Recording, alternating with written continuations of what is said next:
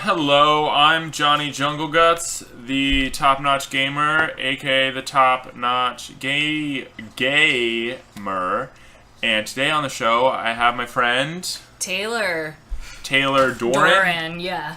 And we are going to be trying to get through this this last little part of the floating continent. What have you been up to this weekend? You were telling me you've been doing some dog sitting. I was dog sitting this weekend. I can tell a gross story. Gross it up. Let's hear it.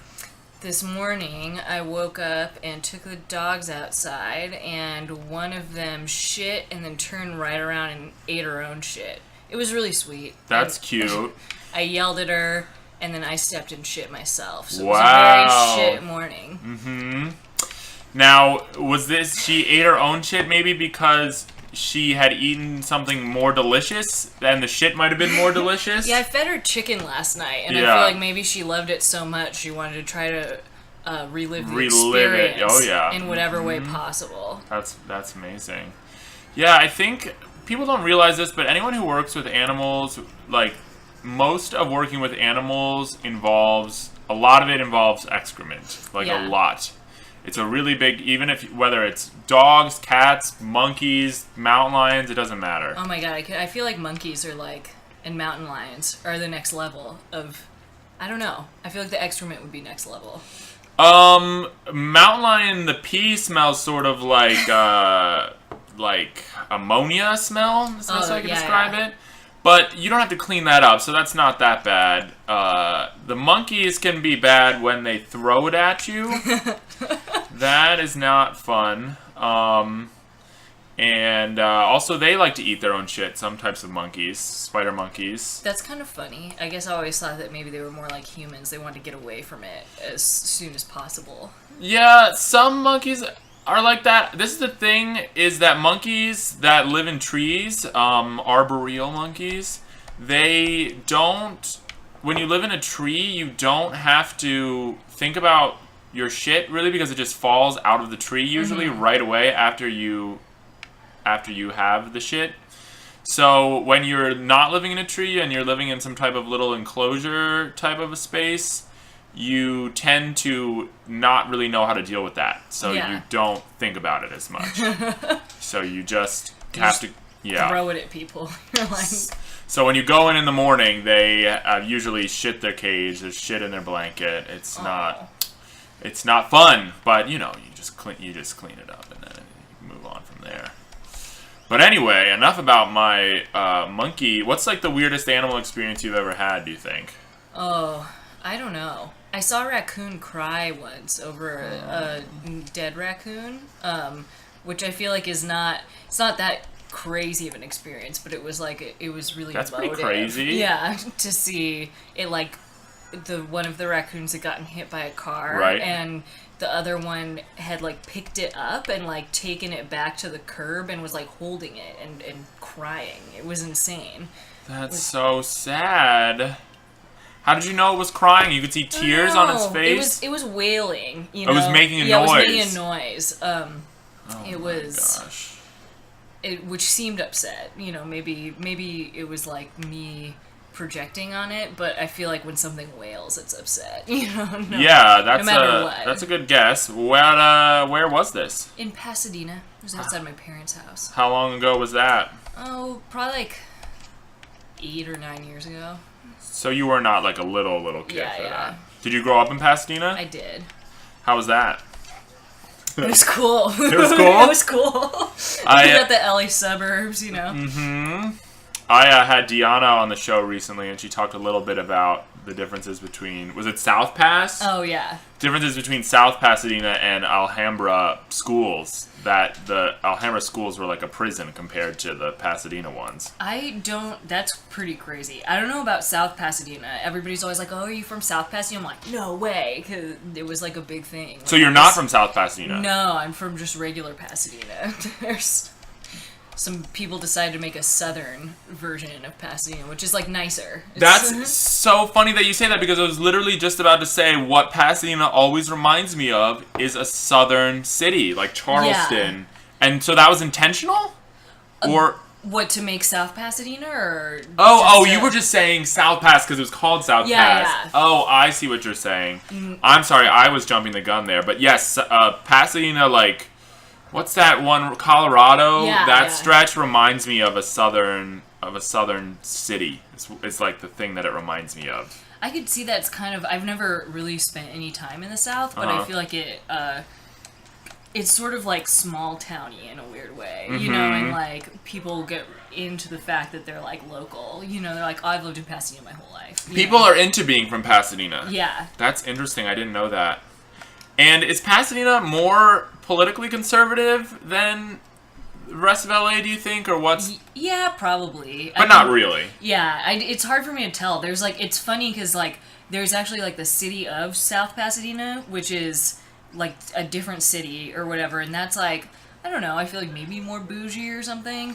And then in like the southern part of Pasadena, there's like mad rich people who live there. There's like the Wrigley Mansion, the guy who made the gum has a mansion there. Oh, really? And they do like the Rose Parade and stuff like that. And and so I feel like those people are like maybe more conservative in the way that like rich people are conservative. Just always a little bit more conservative. Yeah, where they're probably like, you know, pro different liberal causes or something, but like don't want to pay taxes.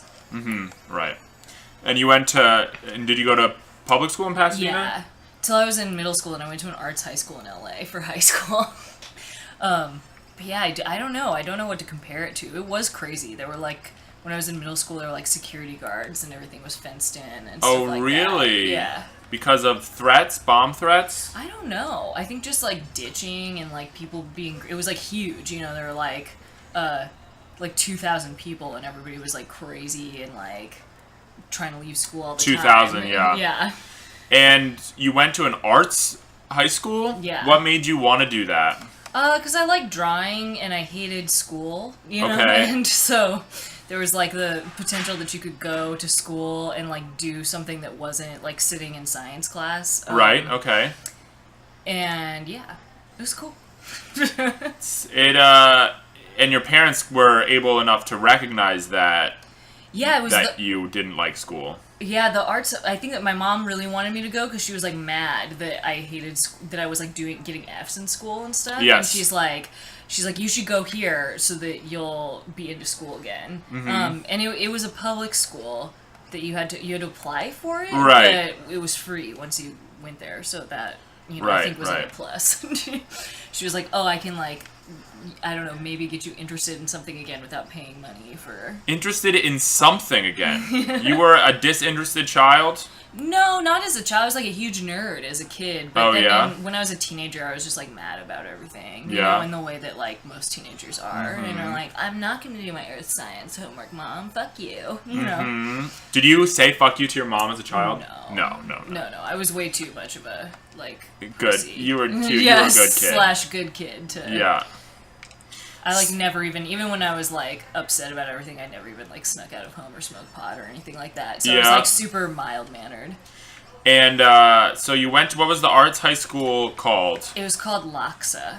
Oh, I've heard of that. Yeah. And, what was that like? That was cool. It was funny when I first went there, because, like, a lot of the people that went there were super, like, their parents were artists who lived in LA, and that was, like, the first time that I'd ever... sort of like interacted with people like that and then like a lot of people were super wealthy and were like just like doing mad coke in the bathroom all the time and like they were wealthy? Yeah, because their dad was like a photographer or something. Okay, like, successful artist. Well, yeah. All right. Or like a concert violinist or something. All right, I see. What not everybody was like that though. Sure.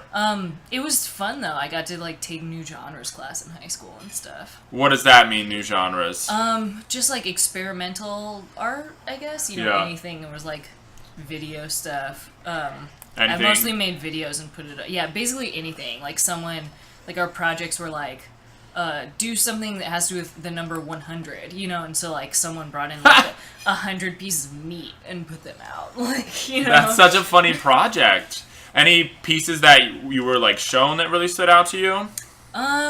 Mostly, that class was cool. Actually, the teacher is a guy who is a curator at JANM, the Japanese American Museum. Yeah. And most of the stuff that he showed us was like not really a lot of like contemporary, what I feel like people would study if they did new genres in like college, you know, which would be like performance and like I don't know, just I don't know. It was a lot of it was like videos or other artwork that people made, usually that were like political, you know, or like pro-democracy stuff. And I thought it was super cool. I really liked his class. You know, we got to like talk shit on George Bush and stuff like that. Yes, because it was the Bush years. That was such a crazy time to be in high school, huh? That was really, really sort of weird and different. Though, who knows? We could be right back there. I know, in just like a second. In just like a second. Do you ever think about, you know, we're all like, I'm going to move to Canada, but I kind of feel like I'd really do it. I wouldn't do it. I wouldn't do it if anyone was president besides Donald Trump, really. Yeah. Because it just seems so, like, obvious, you know? Like, okay, now big business is the president. Yeah, you know what I mean?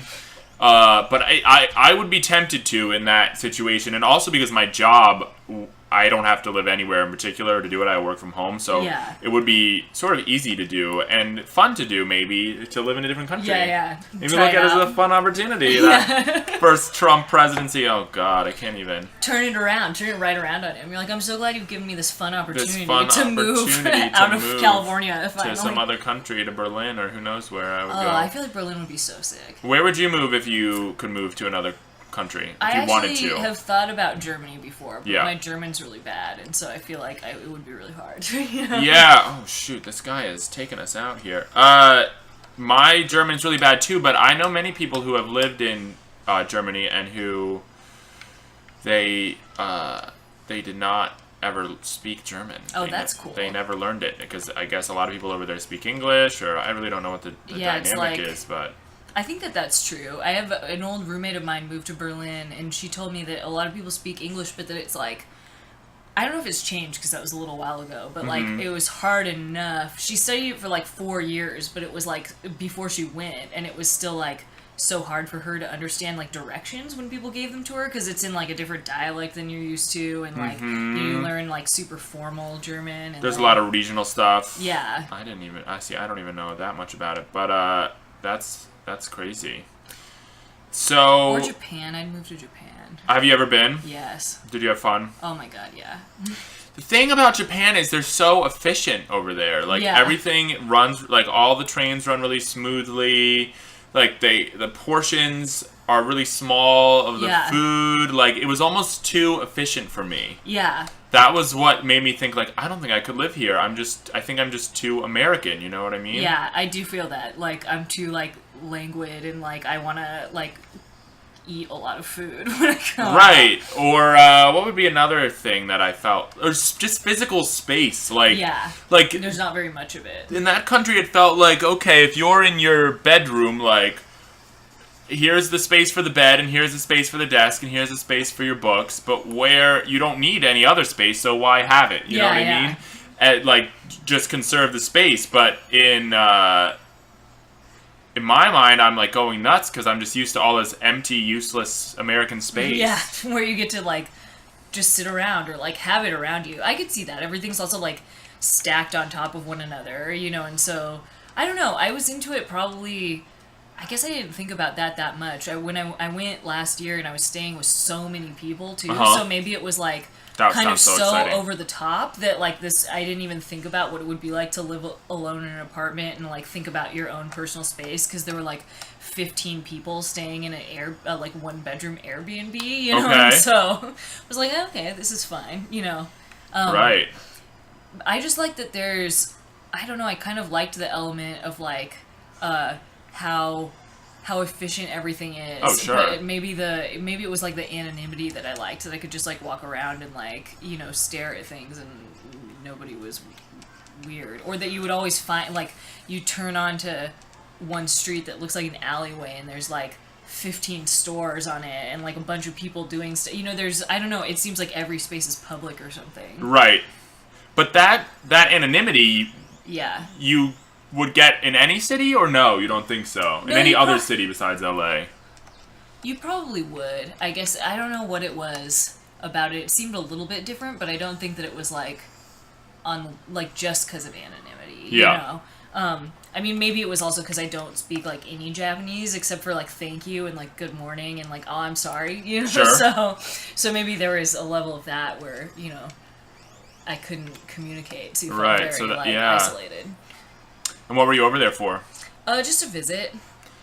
I went with Callie. Oh, cool. And like a bunch of other people. But I had a couple shows at Big Love Records and like. You had shows. Just around. Yeah, I had one with. Do you know Emma Coleman? Mm-mm. I had one with her and my friend Nina. So. On an art show you did. Yeah. And for those who don't know, Callie, we're talking about Callie Dewitt. He's a LA artist, friend of ours. What was in the show? We made mostly like big posters. All of us made posters of our work. And so mine were mostly like photos and stuff and some collage stuff I had been working on, and then photos of mine on top of it. And then like, Nina and Emma blew up their drawings and screen prints so that we just like covered the walls in like, black and white wallpaper basically. Oh, cool. That sounds really pretty. It was fun. And so you were over there for a little while. Yeah, a couple weeks. Wow. It was about a year ago. Okay. I think about going back like every day. I loved it so much. So now you are an artist too, as we've already established. What are some of the big like subject matters of your work, would you say? Man, I don't know. I feel like right now my work's like really boring. Oh yeah? I've only been working on zines mostly, and I feel like most of the stuff that I've been working on is not even. It's just like stream of consciousness to like keep myself making things. Where it's like I see. Pictures off the internet or something. But I take a lot of photos, and so that also is like maybe. I don't know if there's really a subject matter other than like documentary. I really want to like document things. I'm not really into like fashion photography or like studio stuff. So okay. I don't know how exciting that is. It's like I feel bad. I'm like, hey guys, I'm on this podcast.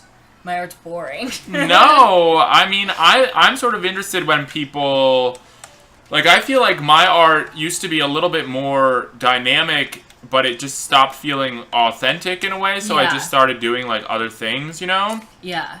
And that has been really liberating for me. What is your recent zines? What have they been about? Like, what's some of the subject matter? I actually have one that I brought. Oh, I would love to. It's pictures from when I was in Japan. Oh, I would love to see some of those. Yeah, maybe I should go get it. Go grab it, and we can describe it to our listening audience, all the kids out there on the internet. And it's a perfect fit because this is, of course, like many video games, was made in Japan. So what more could you want than that? Okay, I have now completely backtracked back to the beginning of this whole zone. I've accomplished nothing already since we started. I don't know how that happened. Well, maybe I'm. Or is it like? Maybe I'm supposed to be here. I don't know. Well, let's do a test. I didn't staple it. I'm sorry. That's for you, okay.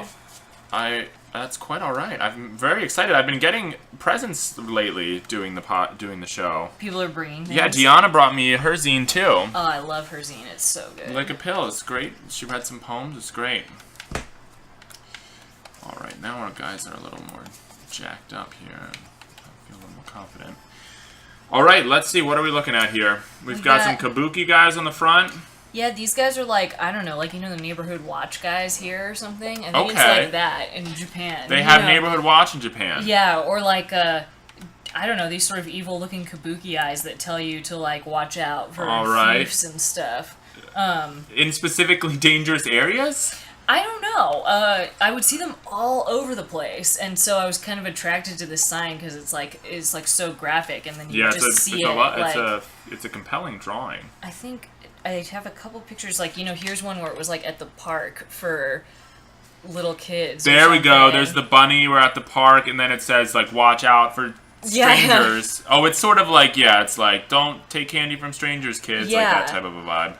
like, someone was telling me, so the zine is called If You See Something, Say Something, which is, like, what we have here on the trains and stuff, and I guess it's kind of, like, the equivalent of that, you know, where it's like, yeah, if you, like, just look out, you know, watch out. If you see someone doing something fucked up, like, if you see a bag that someone left on the train, like, here it is on the front of a restaurant, you know. Oh, yeah, there it is. Just hanging out. And there's Chiro, right? There's Chiro and Chiaki. Okay, Chiro is a Japanese artist, a fellow zine maker, photographer. Yeah. Punk rock documentarian. Yeah, she's got a lot of really good zines and photos. She cries every time someone leaves, or when she comes to visit America and she leaves, she'll cry. Oh no! And she always wears such dark eyeliner. It must run all over the place. And when we left Japan, she cried, and I have my last pictures of her crying, and I feel kind of bad because I don't want to like put her on the spot or anything, but I thought it was really moving. That is very moving that someone gets that emotional and cares that much about their friends. That is really nice. We got this guy who's walking with a huge cigarette. But it says don't walk with a cigarette. Don't He's got a don't sign on him. You're not supposed to walk and smoke.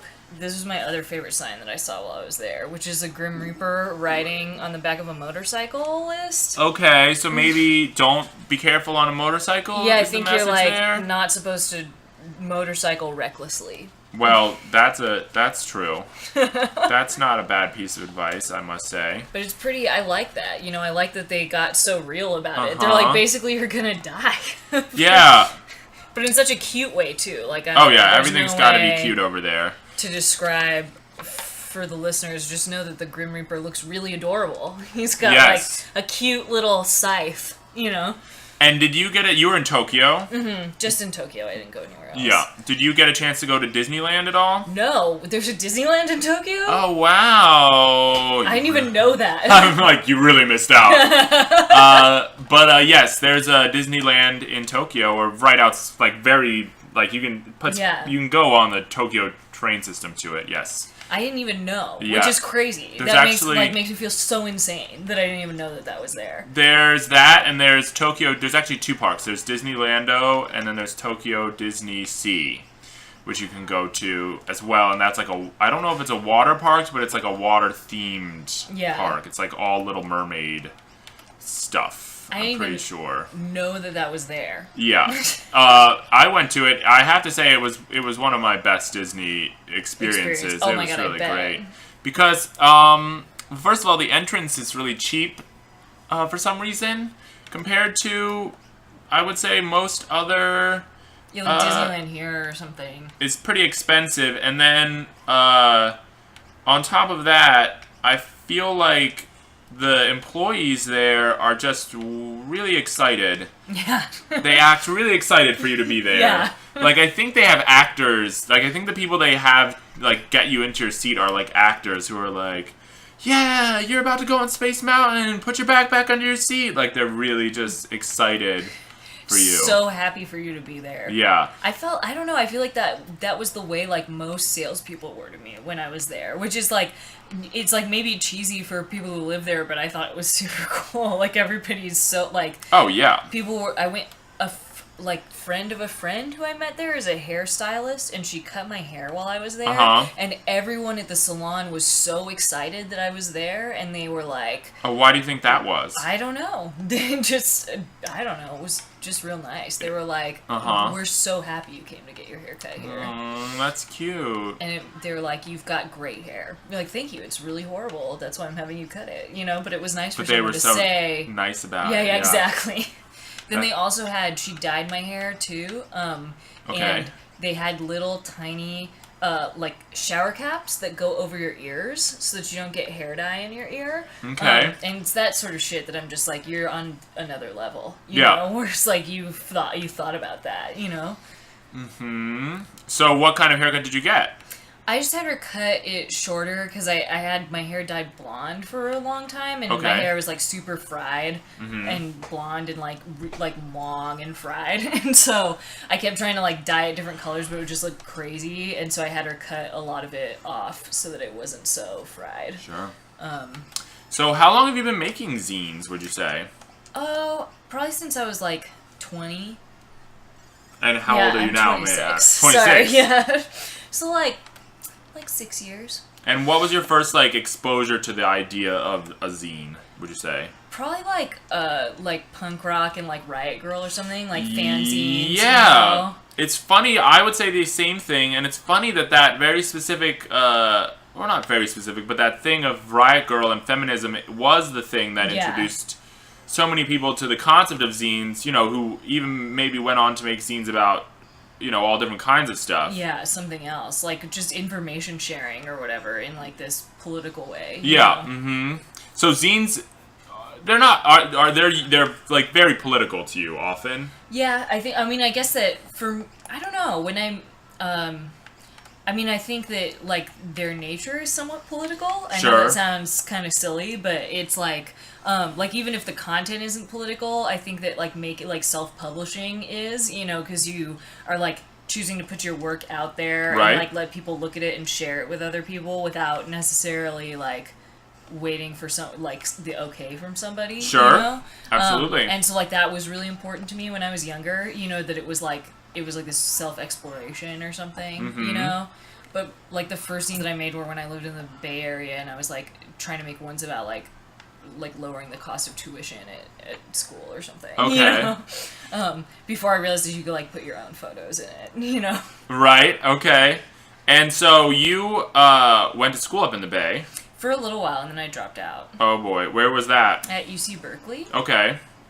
So it wasn't that great then, because you dropped out. I didn't really like it, but it's, like, hard for, I don't know, you know, I was just, like, really unhappy, you know, and I don't know if that was, like, me, or if it was, sure, people in the Bay Area, or, like, Berkeley, you know, it's, whatever is hard, man. It's, like, pretty crazy to go to school when you're, like 18 or something, and then have all these people be, like all on your case about, like, not being academic enough. It's weird. Like, oh, okay, that was the thing. Yeah, that was my experience. You didn't know enough about art theory? Was that what they were being dicks to you about? Oh, no, just, like I remember being in chemistry class once, like, just taking, like, random classes, and I was, like, asked somebody for, like, help. You know, I was like, oh, maybe could we, like, study together or something? And they were like, you don't get it? That's crazy. You know, my gosh.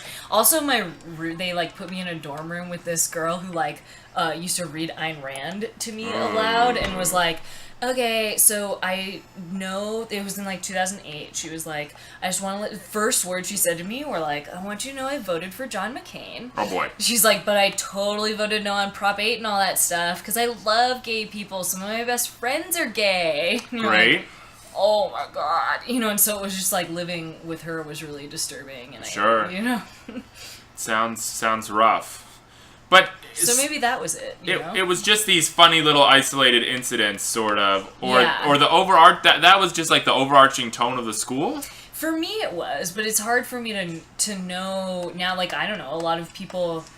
I met a lot of people that were there who ended up dropping out because it was like, really, like, stressful, you know, and like really wore on them in this weird way. Sure. You know? Sure. And so definitely I don't think it's, like, isolated to just me, but I don't know if it, like, is part of this weird problem where people are trying to, like, over-professionalize young people or something, you know, where you're like, yeah, that's a real problem, I'm just 18 and I want to, you know, find out what I'm about in my life, and someone's like, well, how are you going to get a job and get all A's or something, you know? Yeah, I so see maybe what you're it could have saying. happened anywhere. Does that make sense? Yeah, absolutely. Absolutely makes sense. Could you read me this last read from here, actually. Okay, now you've got a choice between two warp devices. Take the one on the left. Okay, gonna do that. When you get off, let me know. Should I keep going? Keep going. Okay, when you get off, there's a switch on the ground right below you. Use the warp device to go back, and then into the warp device above you. Now, when you go back left a bit and down, you can cross over to the right, thanks to the second switch you pressed. Ascend the stairs and go right, where you'll find another switch at the top of the path. I feel like there's a lot of directions. So if you want me to, like... let's see. Okay, I'm pressing this switch here. So, okay, take the one on the left. When you get off, there's a switch on the ground right below you. Use the warp device to go back, and then into the warp device above you. Right above you. Okay, that's what we're going to do. Let's see here. So, that was it for you and school? No, I actually went back to school. I'm a school freak.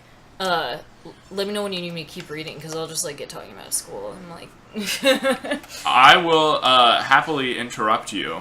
Okay, cool. So where'd you go to school after? I went back to community college at Pasadena City College. Okay. And then I went to UCLA, and I finished there, and then I taught at UCLA. Wow. For a couple years, and I just finished applying to grad school. Right now you did? Yeah. I'm oh my gosh, are you... gonna go in the fall. You know where you're going, though? No, I don't. Yeah. Do you know where you got in yet? I know a couple... I got into UC Riverside and Okay. UC Santa Barbara. Does one of those schools give you a lot of money or something? They both give you money to do your PhD, so it's not like a ton, but you don't pay tuition and they give you like $20,000 a year. You know, which is like... That's really good. It's great. It's like having a shitty job, but you get to do like what you want to do. You know, God. like, man, you're making me want to reapply to grad school. I know. I feel like everybody should. I don't even care, you know... But was it stressful before you got into those places? Were you really stressing out about it? Yeah, it was horrible. I don't know. Again, this is like I feel like it's every like discipline has their own quirks, and like you know, whether it's like a stressful process, always like feeling like you're competing against other people for like to get like money or a spot. Should I read a little bit? Yeah, okay, so we use the warp device to go back and then into the warp device above you. Just did that. Okay, now when you go back left a bit and down, you can cross over to the right. Okay, I think I see where we're about to go. Okay, thanks to that switch you pressed. Alright, let's see that. I feel like maybe art would be like cooler or whatever, you know, like to apply for, because you get to like work on a portfolio. It's like something you enjoy, and I guess that like I should enjoy writing, because that's what I am like. So that's what you're getting the degree in, writing? No, in philosophy. Philosophy, okay. Yeah, but you have to write. You have to turn in a writing sample. It's like your portfolio, kind of, but like in philosophy writing or something. And that was like really stressful, because everybody's always like, there's like a really high level of competition for philosophy grad schools, and so everybody's always like telling you that your writing's not good enough, and like they're like, how are you gonna get into school, you know? And then like don't get in, like you spend $100 to apply to a place and you like won't get in because there's like a million young guys who write like really boring papers but like went to Oxford or something, or like Harvard, you know, and are like and like they get in, you know. I see. Oh, that's frustrating. But because the one time I did it, I first of all did it in the stupidest way, but I was so stressed out by it. It is really. What did you apply for? I want to know. Art. Where did you apply?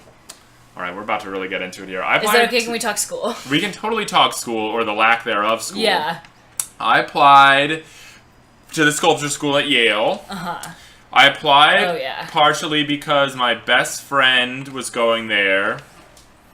And also because the head of the art department at CalArts was the new head of that department. Martin Kersels is his name. I don't know if he's still the head. I think he is, probably. And so that was like the main reason I wanted to go to Yale. And so they flew me out. I mean, they didn't fly me out, but I flew out and did my whole presentation in front of them. It went like really bad, I think, but I like talked myself into thinking it had gone well. And everyone was telling me I was going to get in because Martin was there. Martin and I had done a show together at Acme. And then my one of my recommendations was written by A.A. Bronson, who was a faculty member there. Yeah. So all those things were like really lined up in my favor, you know what I mean? Yeah. So I thought that, and everyone was telling me that I was going to get in, so I really thought I was going to get in, and then I didn't, and I just couldn't handle it. Yeah. I totally went nuts. Yeah, I feel the same way, like the same shit, you know, like people were like, your writing sample is like right up Nehamas's alley, who's like this guy who teaches at Princeton. Like, it doesn't, and I would fucking hate to go to Princeton, because like Princeton people, like, you know. How do you spell Nehamas? Nehamas. Okay. My boyfriend's name is Nehemias. Oh. So it seems like a rare name. Yeah, I feel like it's super German or something. Oh yeah, he's Guatemalan. But this is crazy. Then I just don't know. I don't know either. I mean, your version is spelled just a little differently. Yeah. Then mine. Oh shoot, we're gonna die. Wait, what? No. Yes. Okay. Cure. Sorry, I'm stressing out that we're gonna die right now. No, that's fine. Because it's telling us we can't run away. What's that about? So anyway, so everyone's telling you you're gonna get in, basically. Yeah, people are like I had this opportunity to teach at UCLA for like a couple of years, so I was a TA and basically just did what PhD students do while they're in their PhD to make money as you like TA classes, you know, and teach like small sections and stuff like that. And so everybody's like, oh, you have all this experience, you're gonna get in, you know, and like that's so crazy, you're like basically a PhD student already, you know. And then I like got rejected from everywhere that was like a top 10 school or something, which is like fine because I'm not really into that, and I don't really want to be like a part of like weird Ivy League like East Coast stuff. But still, you're like, hey man, what the fuck, like, you know. Yeah. Every said like, come on, but I can. And so you applied to how many schools? 10. Wow. See, that's really smart. That's a smart move. It's like smart, except for that it costs a lot of money. I'm right. so broke. That's like $1,000. Yeah, it was like $1,000. Wow. See, that's such an investment. I saved. And like, also, I just feel like there's a sort of. Did you get really invested in getting into any particular schools though, or just kind of you sound like you were like pretty open-minded about it, not like feeling like, oh, if I don't get in here, that's the end of the world. I tried to be super open-minded. For me, it's like a little bit different because I don't know a ton of like philosophy faculty. Okay. Like there's people whose like books I've read who are like famous and, you know, like work in the same subject area as me, and I would be like really happy to work with them, but it's not like I've communicated with them before or like been to a place where they've given a talk. And so like, you know, you just sort of like read something that they wrote and you're like, well, that would be cool, you know. But I don't know, I think that a lot of those people teach at like places that where like a lot of famous faculty like converge, you know, like University of Chicago or something, and like so it becomes really, really hard to get into those, and because there's like so much competition for like the big names or whatever. And so I tried to be kind of open-minded about it and think like, you know, that's okay, like, you know, there's like people who can teach you like whatever you want to learn anywhere. It doesn't have to be like the one person who's like so famous that as like an undergrad you read their book or something, you know.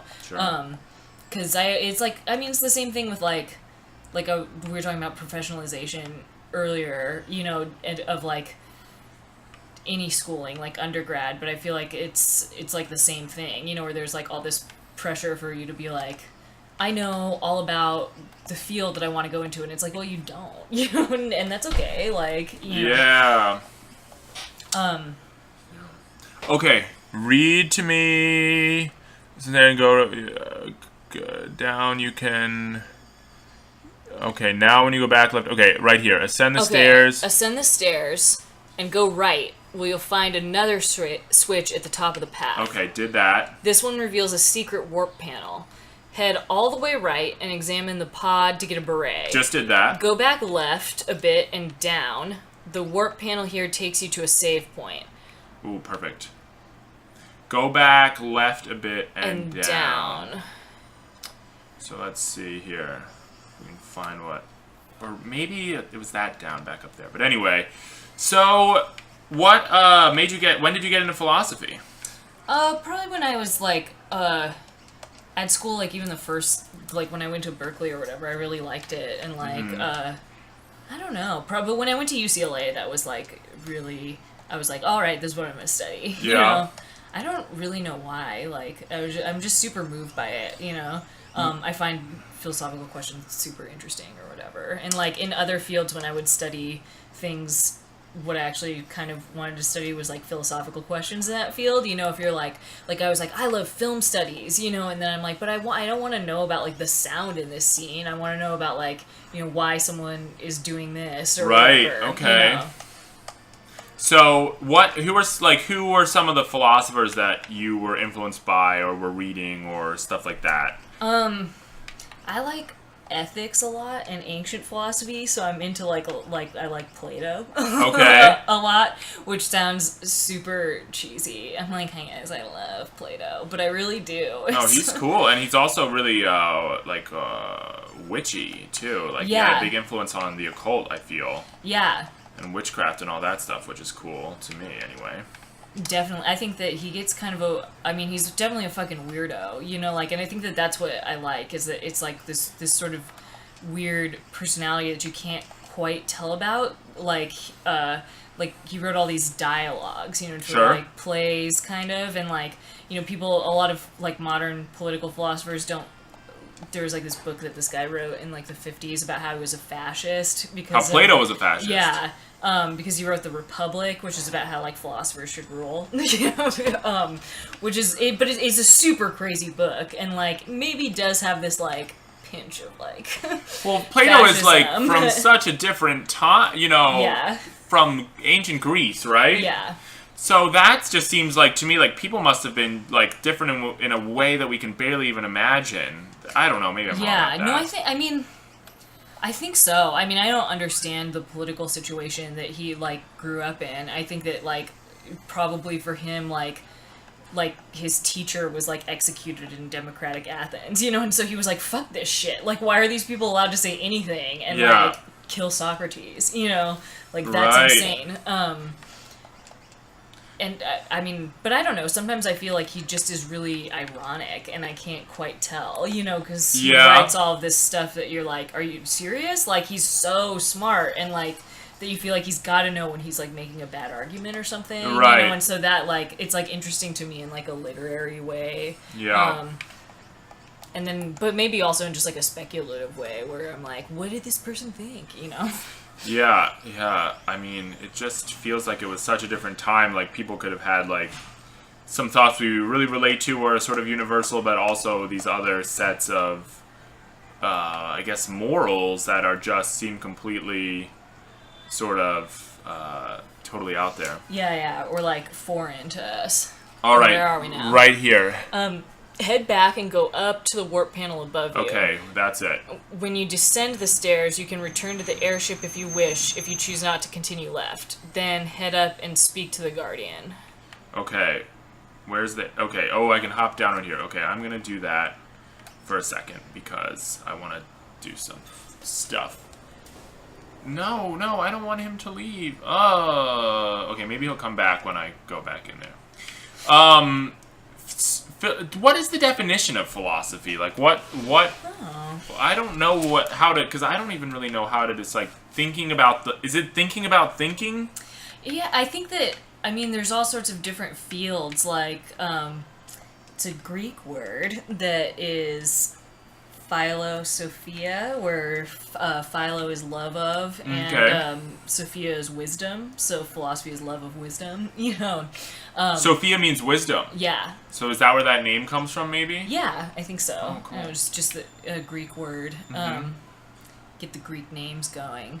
But then there's all different, you know, whatever, people, like, teachers in philosophy classes, like, a problem that I have with it is that people, like, philosophy people are, like, mad elitist, you know, and, like, basically think they're the best. And so, like, if you ever took a class in college, yeah, your professor was probably like, did you know that, like, all sciences used to be philosophy? And you're like, yeah, until we, like, learned anything. And they, like, became specialized, you know, so, like, people used to call, like, you know, biology natural philosophy or something. So it was basically, like, any inquiry, you know, and then, like, things became much more specialized when, you know, like, math and science, like, got to a point where, I don't know, you're gonna do math and science and not think about, like, how that's related to God or something, you know? Right, And so, but I don't know, I think that probably, like, I don't know how to describe it, like, all in an all-encompassing way. Like, sure. I feel like maybe the simplest would be like, yeah, like any why question is it like some way a philosophical question. Sure.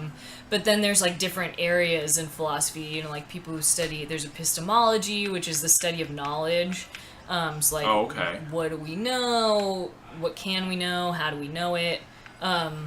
And there's metaphysics, which is the study of, like, I don't know, the ultimate nature of the world, or reality, That's I guess. pretty heavy. Yeah, super heavy. I myself like ethics mostly, as opposed to like philosophy of language or something. You know, I'm not as into that. I like thinking about like what we should do, you know, and like how to act. It seems very. It seems like a very applied type of philosophy, right? Yeah, I think the way we can so. use philosophy, right? Yeah, like practical philosophy or something. You know, like what is it to be a good person or something Okay. like that. Yeah. And I mean, like, there's other ways where people, like, make it useful or something. Like, I was just talking to someone, I had brunch with my old coworker today. Okay. And he was saying that there's lots of jobs in bioethics. So you can become, like, advisors to, like, a hospital or a corporation or something about, like, what's ethical to do. And, like, you know, you could say, like, oh, yeah, it's okay to euthanize this person or whatever. And here's my reasons, you know, which is, like... I'm actually not super into that. Well, know? it sounds intense, you know? I think mostly because I don't really think I'm like a moral authority on anything, you know, and that would be like a really crazy job to be like, here's the reasons why you're allowed to do this. I didn't even know that type of job might exist. That's from an ethical, not even a legal perspective, an ethical. Yeah, they've got like Obama has like a personal bioethics advisor, you know. Well, that I like the White House. Does that factor into environmental stuff? Like, how so? Like, whether it's okay to, like, environmental in terms of, like, I don't know, like, driving or something? Or, like... I have no idea. Just, like, should we pass this, wolf conservation bill or something like that? You know, to be honest, I have no idea. That's, like, it's really confusing to me. I think that usually, like I've usually hear about people who work in bioethics working at like hospitals or for like the National Institute of Health or something. But there's gotta be people who do that, you know, who like talk about like whether we have a duty to like preserve animal life or like, you know, and yeah, from like an ethical perspective, not from a legal perspective or something. Sure, because I feel like a lot of the legal stuff with that, it's a total, you know, it's kind of up in the air. Yeah. Because our relationship to that stuff is like always changing. Yeah, and I don't really understand like legal stuff, you know, because like ideally I suppose it's supposed to be informed by like your morals or whatever, you know, but like in some ways it's like not at all. It's like, I mean, obviously there's like so many things that are legal that are totally fucked up, you know. Right. But I've always wondered about that, like when people are deciding on like precedent or something, you know, how you decide whether this is like an okay thing to justify, you know. It doesn't make sense to me. Whatever. It's crazy. It's completely crazy. Butters. Come here, Butters is in the studio, my little dog Butters. He's hanging out. Do you have any dogs of your own? I do. My family has 2 dogs. And one of them's a Chihuahua and one of them's a Lab. So. Sure. Oh. There he and is. Butters. You're so cute. So who are like, so you also, since you do art, who are like some people that had a big influence on you besides Riot Girls, would you say? Yeah. Oh man, that's crazy. Like, probably like photographers like Bruce Davidson. I really fuck with his work. Okay, what does he take pictures of? He's like a documentary photographer and sort of started doing black and white stuff in the, I guess, like 50s, you know, and he has like a few books that are like, I don't know, just different subcultures and stuff, you know, and like he's really like up in it, you know, where he'd just like take pictures of people on the street, but not really not in the way where he was just like walking down the street and would just like take someone's picture, you know. I feel like he was really like a part of different subcultures and would like ask people if he could take their photo and stuff, but he also was just like they're like so beautiful as like objects, his photos, you know. He was like a really amazing printer. And then he has this one book from like later in his career in the 80s from that are all, and it's like the only book he ever did in color, that it's called Subway, and is all pictures of people on the subway in New York. And it's like really really beautiful, you know. Sounds good. And Nan Golden, probably everybody loves Nan Golden, but it's, you know, really important. She's great. Who doesn't like Nan Golden? Yeah, I don't know. So it's like a little cheesy. I'm like, I really like Nan Golden, but yeah, who doesn't? I think it makes me sad sometimes when people feel guilty about liking things because other people like them. You know what I mean? Like, I dated this guy once, and he was an artist or had gone to school for art. He hadn't really been making work, and we were watching Batman or something like that, or My Little Pony, I can't remember, and I was explaining to him how they like did the animation on the show and the voice cast and like all these different little like facets of things that I knew about it, and he's like, that is so sad. And I was like, what's so sad? Like, I thought he was saying it was sad that a grown man would like My Little Pony, which who could really blame him for saying that? But he was saying it was so sad that, what was it? He was like, there is nothing in my life that I like as much as you like My Little Pony. Or as much as you like these things that you're telling me about right now. Like, it's sad for him that he didn't like those things. That is sad. It was really sad. And so then I was like doing this whole thing where I was like, okay, that's not true. You told me you like this person. And he would always like try to counteract it. Like, I would say, you really like Felix Gonzalez-Torres' artwork. And he said what you just essentially said, which was, yes, but everybody likes Felix Gonzalez-Torres' artwork. And I just, that just crushed me. Yeah, that is really sad, because I feel like, why not let something that's beautiful, like, move you? Right, exactly. And, like... Exactly. You actually get to share in this kind of amazing thing if it moves other people, too. Oh, yeah. Which is, like, this, like, human experience of, like, aesthetic appreciation, which is fucking crazy. Like, yeah, oh yeah. So, like, why not? You know? And that's why I always liked you, is because I felt like you were of that group of friends, like Callie and all those guys. It was you and Jasmine were like the two people who really like fucked with like Harry Potter and Buffy the Vampire Slayer and all that stuff. I mean, Jenna probably knows about some like science fiction stuff I don't even know about. Oh my god, yeah. But that's why I feel like we always got along, because we could talk about Buffy the Vampire Slayer. I totally love Harry Potter and fuck with Buffy. I was rewatching some of the first seasons. I only like the first 3 seasons. Me too! Or so. Oh my god. I think that was what I remember talking about with you. Yeah, I'm so happy. I don't really like the later seasons of that show. I don't really like them either, because I feel like they get really campy, and I've argued with this about people, because they're like, no, it's when she's out of high school and like Angel's gone and stuff that it stops being campy. Okay. But I think it gets into this weird like Joss Whedon place where he like is like, I'm like, I kind of almost don't like it from like a feminist perspective, like maybe because it's like like trying to like, this is gonna sound so stupid, like where I feel like he gets praised a lot for being this, like, you know, revolutionary, like, you know, he's like strong female characters or something, when I just feel like it's not really the case. You know, it's like sort of, I don't know, he's like a white guy, which is fine. You can be a white guy and be a feminist, but I don't know, just not like, whatever. Maybe it's something I don't really understand though. Maybe it's not that. It's also could be just you don't like Joss Whedon when they really let him loose. Yeah. He gets really I can only describe it as Whedon-y. You know? Yeah. That's what I'm trying to. I guess that's what I'm trying to get onto, like, but I don't really know. Sense of humor that just does not. It doesn't click with me really either. Yeah. But at the same time, I do like a lot of things he's done, but it's usually in that realm of like. Honestly, it kind of feels like sometimes the studio or someone is like saying like, "Rein it in, Joss." You know what I mean? Like this is too much, and because like I like it in a second, Joss. Which I feel like was probably what was happening the first couple seasons of Buffy. What was probably happening was like he had a team of writers or something that were like trying to write about her being in high school or whatever. Yeah, or they were just thinking more about like a general audience, which is like, you know, often a problem with this type of material is that the you know execs step in and are jerks. But I think for a couple creators it can be beneficial. I think it is beneficial. Or what else? I liked, like, Joss Whedon also wrote X-Men for a while, and it was pretty good. But the first 6 issues of it are really good.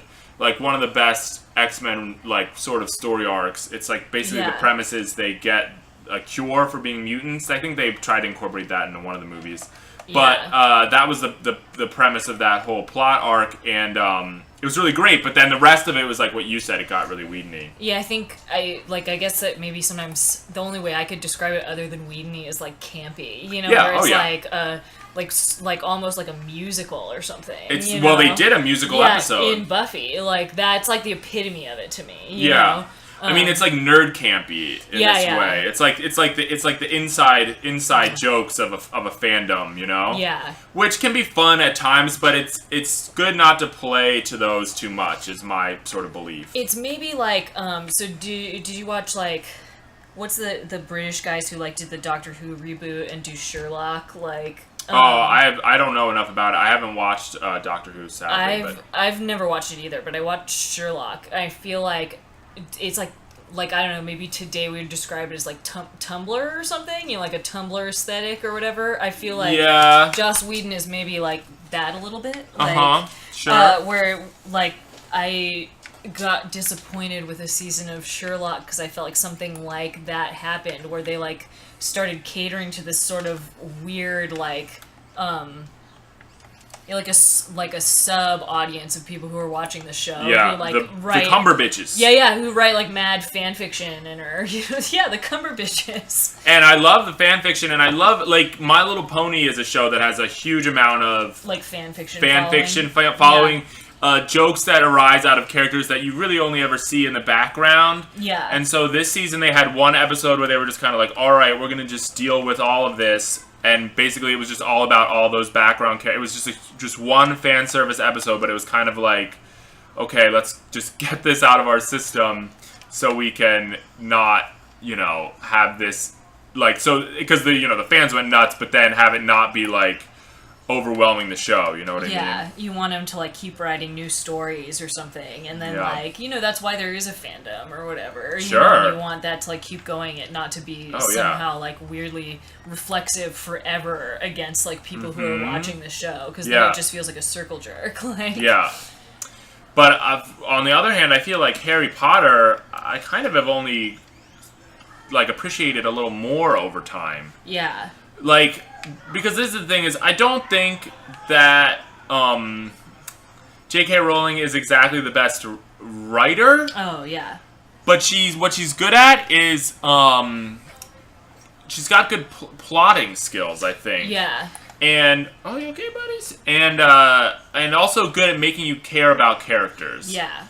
Even if the dialogue and there's a repetitiveness to some of the names and all that stuff can be weary, I think the overarching plot tends to be really satisfying. Yeah, like she's a good storyteller. Maybe not like a great like literary like artist or something in terms of like her style of writing or like the syntax or something. Sure. You know, but I agree. It's like just a really rich story, you know? Well, Tato, thank you so much for coming on the show. Thank you so much for having me. Do you have anything coming up that you want to plug? Oh, you know what? I totally don't. I like that. I'm like so fucking... Like, I'm going to go to work on Monday. You guys can all think about me when I'm at work. Oh, yeah? Where do you work? I work at a general contractor. They're like a construction I don't even know what that is. It sounds very general. Like, general contractors build... You know, they build buildings and stuff. And so they'll, like, get jobs... and then, I guess it's, like, in contrast with a subcontractor, which does like a specific area of work or whatever, you know, so you might be like a plumber or whatever, you know, that's like a subcontractor. The general contractor is like the person who like organizes the construction or whatever. I see. Yes. Okay. So they're the micromanager. Yeah, exactly. Well, I will plug coming up not only just 2 weekends away is the 24-hour Pokemon tournament, marathon and tournament at USC for the animal shelter for Sante or animal rescue. They don't like to say shelter. I should ask her why that is. But the animal rescue in Atwater Village, mostly cats, come escape into a digital wilderness of metaphysical creatures to help animals in the real world. If you're interested, email me at johnnyjungleguts@gmail.com. Thanks so much for coming up on the Thank show. you. And keep tuning into Let's Gay. We post twice a week.